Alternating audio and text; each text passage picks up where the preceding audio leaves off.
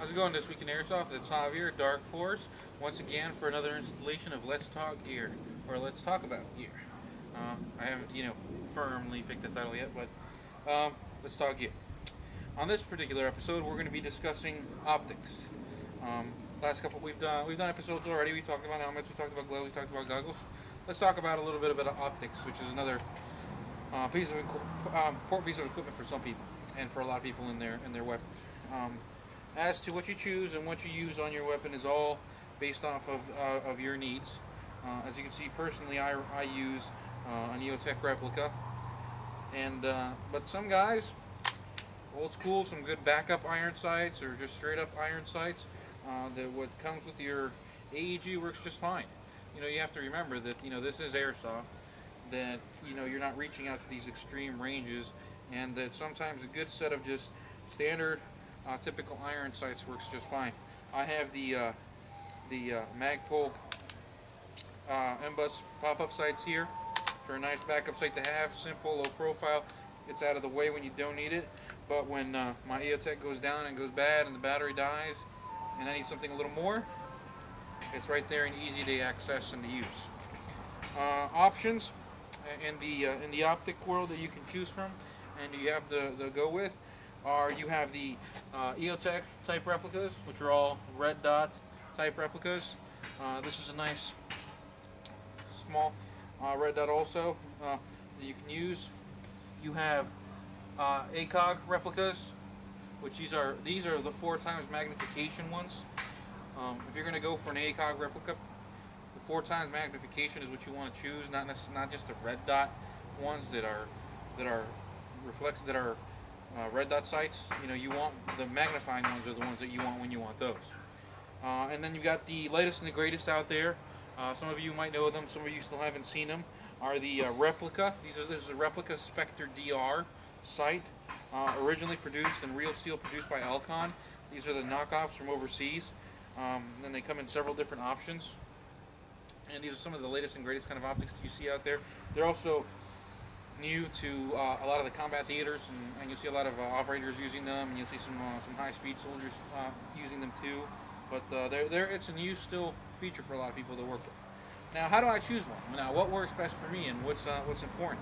Well, I could say, and a lot of times you could say, like any other piece of equipment, your optics and what you choose is mission essential, and what works best for your mission at that point. If I'm playing all indoors in a building or in a mountain environment, what do I need a 4x magnifying scope for? Why do I need to reach out for that distance and be able to see far across the room for? No, you don't need that.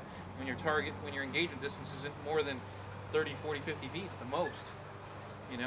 Okay, but I'm out in the woods, I'm out in the field. I need to be able to acquire my target at some kind of distance.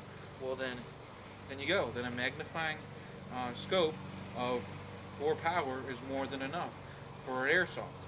Now, this is excluding those guys that are out there with their Airsoft, their long rifles, and the designated marksman. They might have a little better range, But even for those guys that shoot out to 100 yards with the Airsoft guns, they can get that kind of range. This is just fine. Something beyond this is honestly not necessary for the average engagement distance. You have to think about it in Airsoft, even at long distances. 50 yards, 75 yards is a stretch for Airsoft for a lot of places. So your 4x magnifier is actually a lot of times more than enough than what you need. With these Spectre DRs, they come in 3 different options here. You have a regular. This would probably be the most affordable option that you would find when you're looking online at them. It is a straight 4 magnification. It is not adjustable. It is just 4x zoom. Backup iron sights on the top. It is lit inside. It has a red dot that you can power up and a green dot, which makes it nice. It's a quick detach. So this is a cool option. It also comes in 1 to 4 power. This is probably one of the more expensive models because you can adjust it from being close range, almost no magnification. I say almost because it still has a little bit at 1, all the way up to a 4 magnification for your distance shooting, lit backup sights. And then you've got your straight 4 magnification, non-adjustable model with a quick red dot on top. A reflexive optic right there is your backup. This is kind of nice. The only problem is, yeah, it's a little bulky in that sense. So I prefer something a little more streamlined when choosing, but a good optic nonetheless. So those are those 4 different variants of the Spectre DR. When it comes to, if you choose an EOTech or an EOTech option, reflexive sight or a holographic sight, however you want to call it, red dot, these EOTechs come in very different model numbers. You know, your 551, 2, 3, 4, and all that. And for real EOTechs and for the real model, there are subtle differences within each model. Not just that one's a newer version, one's an older version, smaller and bigger. No, the reticle, the holographic optic, the sight itself in there, where it changes, where the red optic is, where the holographic image is different in different models to allow for different kinds of engagement and different types of distances, you know, for you to adjust based off of the dot and the setup. You know, we're all used to seeing the circle that's got kind of a crosshair but not all the way through, and the dot in the middle. That's the basic, fundamental, most basic model that they first put out, and that's what all of these replicas have been modeled at. So it doesn't matter, honestly, from one series to the other series. I know a lot of guys get caught up on the nomenclature of, you know, which is the 551, which is 552, and which is that and this and that, but it doesn't really matter, honestly. You know, you got to look at it this way. Do you want a quick detach one? All right, the 553, I believe, is the quick detach model. Please correct me in the comments if I'm wrong, if you want it. Now, even these models, like these, all come with a quick detach accessory, so you can make a quick detach. But the size is something you want to take into consideration, honestly, when you're picking one of these. I figure I want the shortest, lowest profile that I can choose, one that's this takes up the least amount of real estate on my optic. Also, the difference is going to be battery. This uses the 123 battery, the C123 battery. This uses basically 2 watch batteries, and then you got a larger model using like AA batteries. So battery size is another thing to take into consideration when picking these and remembering which one you want. But the holographic, the actual, what your reticle, the reticle, what you're looking through, there is not a single difference from one to the other. So it's pointless to argue over which model is better. That applies to the real steel ones. To these knockoffs, which they all are, that you buy, unless you're sporting a real EOTech on your weapon, on your airsoft gun. Why would you be sporting a $400 $500 optic on your real airsoft gun? I don't know, but they are all the same. So it doesn't matter, honestly. I picked the smallest model that I could find. It takes up the least amount of real estate on my rail, and it's simplest to install and not worry about. And that's what's important when it comes to choosing these. Remember, holographic sights, quick sights, reflexive sights are designed for close quarter engagement, close range engagement. And real steel, you're talking about anything within 25 to 50 meters or 50 feet. You know, that's close quarter engagement, 50 feet and closer for the Army in close quarter range. Now, for airsoft, you know, close quarter range goes anywhere from, you know, 5, because a lot of people have minimum engagement distance, out to about 20, 30 feet. That's close range for airsoft, and that's actually the medium of where you're fighting, and that foot range right there. You know, because you're seeing your enemy, you're engaging, you're firing, and you're fighting at that distances. We always consider an airsoft long range 40, 50 yards. That's long range. But these sights allow for a quick acquisition of your target without obstructing your view. What happens when you look into a magnifying scope, like one of your ACOGs here, when you look into one of these, what happens is that you have to align the crosshairs, and you have to look at the scope at the proper distance to bring the image completely in line inside of your scope. For those of you guys that know, if you hang it all the way out, you get this little dot. Well, you can't see anything to magnify. You got to bring it close to the point to where your eye and the front part of the lens and the front lens come together to form a full image. Well, what happens when you do that is that usually most people can't shoot with 2 eyes open like that. So they'll close one eye, focus on it, and it creates this tunnel vision. You've lost your peripheral, but you've gained magnification and ability to catch and see in the distance and hit your target, right? The reflex sights and dot sights are designed to keep both eyes open. There is no magnification in this scope. There's no magnification in this optic. So I don't have to, you know, line anything up in order to get it to focus correctly distance-wise. I can look at it here, I can look at it here, it looks the same. to me, and it should work, and it works the same when you're looking through it. Now, when you close when people make the mistake of closing their one eye with one of these, you just killed your whole field of vision to your left or to your right, depending on what eye you look at it. And you've basically taken this piece of equipment and made it 50% less effective. You've cut the life and use of it in half. It's designed so I'm quickly here, both eyes open, always looking for a target to acquire and engage on. That's why it's a reflex sight. And quickly reflex, boom, and fire. Unlike your iron sights and regular sights, where you have to, within them, line up the back circle, basically, we'll call it, with the front side post, line it together and marry them in order to match and focus and aim. No, the quick reflexive sight is designed so you can, bam, all I gotta do is put it on my target and I can acquire and shoot. Now, these red dots these red dots and holographics aren't necessarily the true blue sense of what EOTech really does. They work to a degree to that purpose, the way I'm talking about, where you can look at it from any direction almost and be able to acquire your target even if it's a little off. The image adjusts, but you still kind of got to center it a little bit. You know, it's not as efficient. You got to remember, there's a reason you're paying $500 for an EOTech. It's not just a name. There's a lot of technology behind it. You know, along with other ways to where you can still see the image, even though it's obstructed in the front partially and the lens is dirty or something. There's a whole long spiel about things that EOTech can do and how they work and makes them unique. So that's why these knockoffs are knockoffs, and they're $60 and not $500. So let's remember that while they're close, they're nowhere near what. They're not close, but they're not the real deal thing too. All right, but let's remember, reflexive holographic sights, both eyes open, full field of view. You know, I'm ready to engage my target because I'm looking for another one, scanning back and forth, looking for a target, always ready, and then I can still quickly engage. Your eye will naturally adapt to what it sees there. You know, you don't need to close one eye. What I do, and what I've always taught guys and told them in order to prevent this dilemma that a lot of newer players or less experienced shooters tend to have, is I would leave my front lens cover on. Now what happens is this allows you to turn the brightness all the way down on your optic, down to like the bare minimum.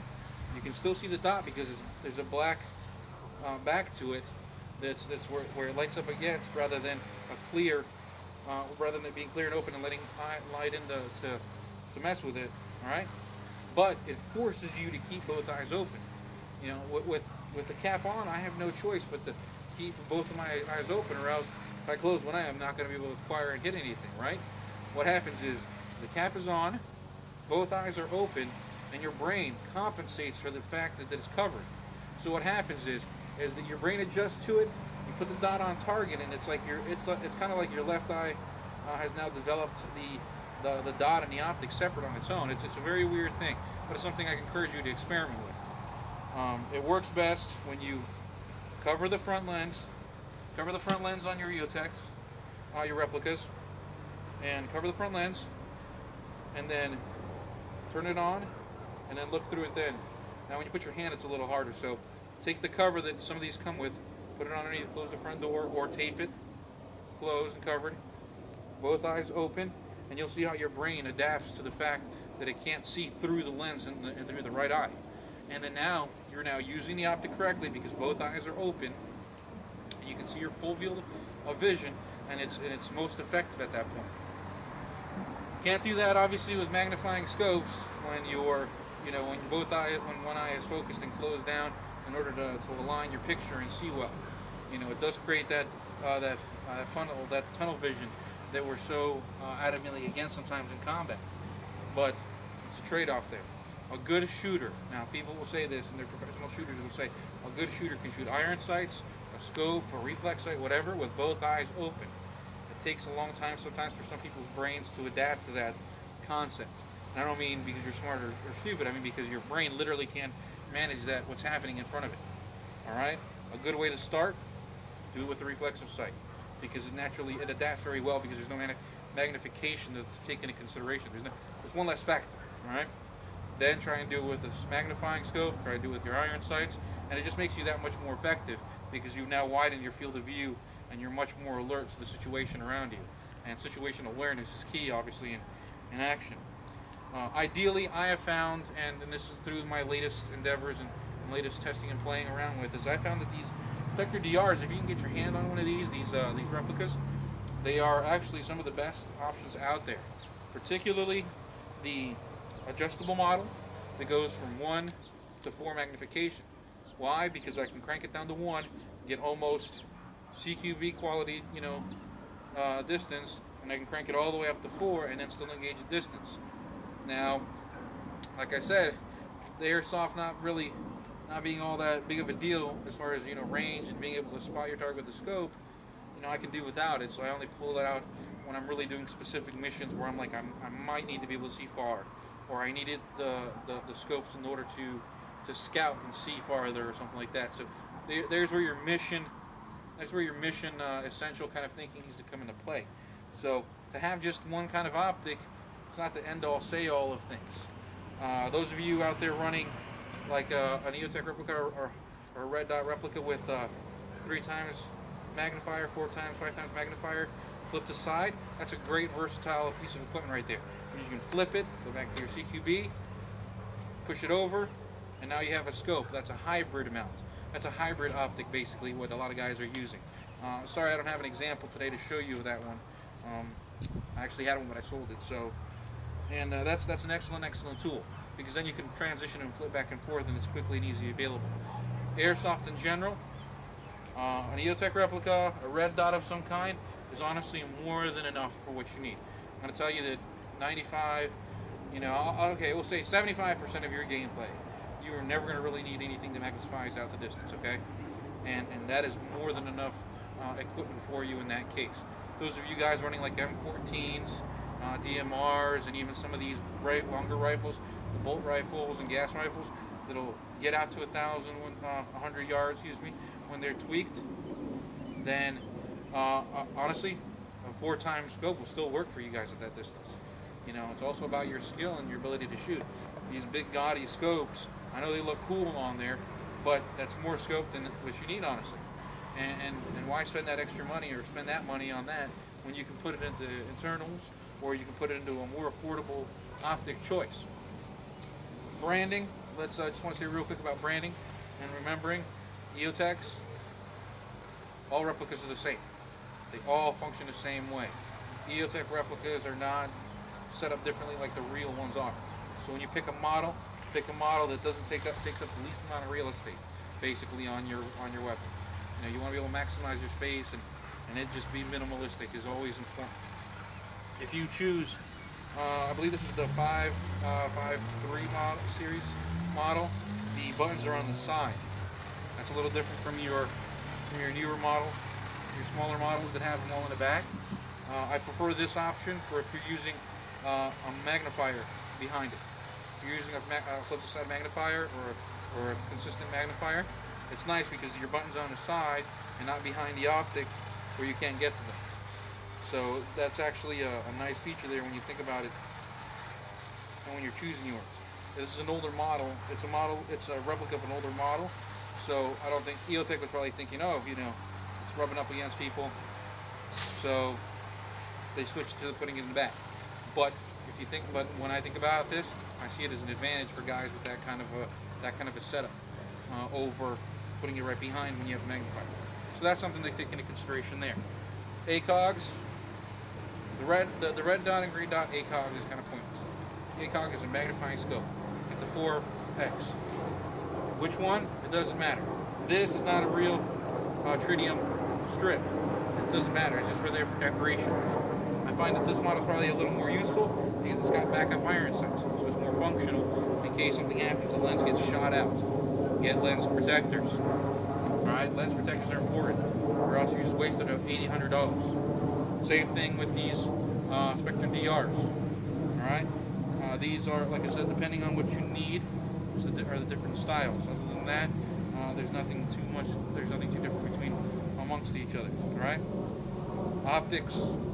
Think of your mission. Think of your gameplay.